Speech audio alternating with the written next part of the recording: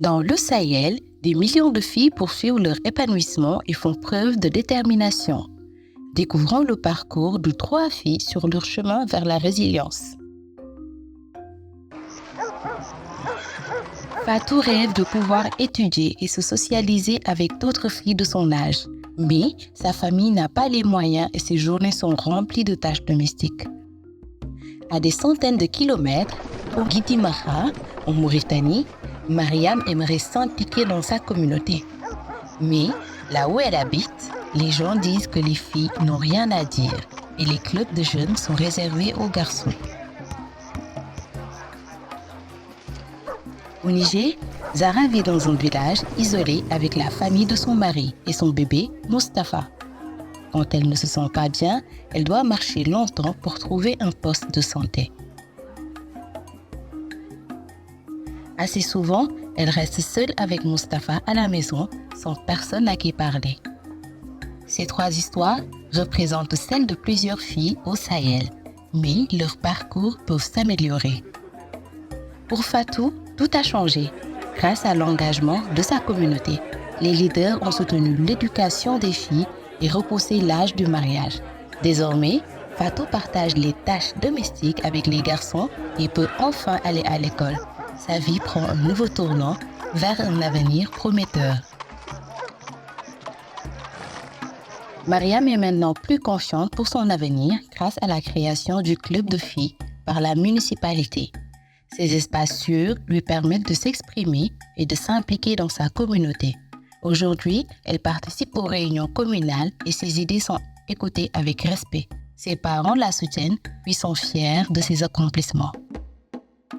Quant à Zara, le soutien familial et l'ouverture d'un nouveau centre de santé proche de son village ont transformé son quotidien.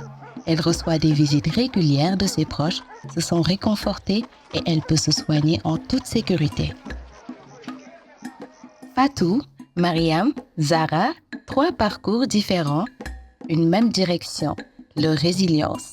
Tout au long de leur chemin, l'implication de leur famille, amis, communauté et autorités jouent un rôle déterminant.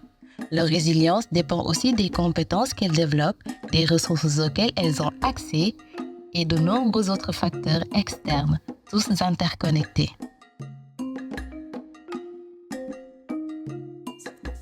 Nous sommes confiants en notre avenir quand nous avons été enregistrés à la naissance afin de pouvoir jouir de nos droits civiques. Quand nous pouvons aller à l'école en toute sécurité sans que cela nous coûte cher à nos parents.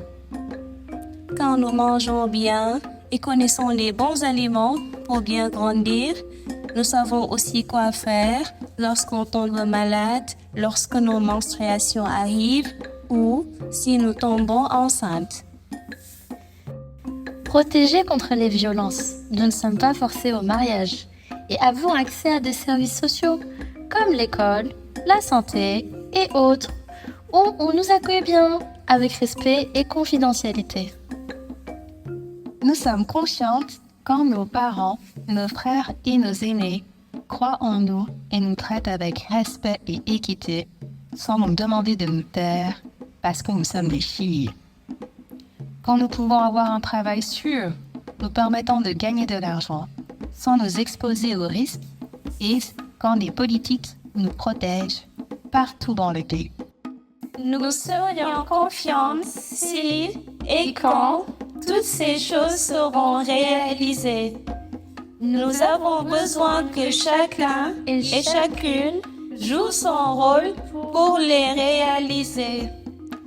Nous continuerons à faire notre part. Et vous?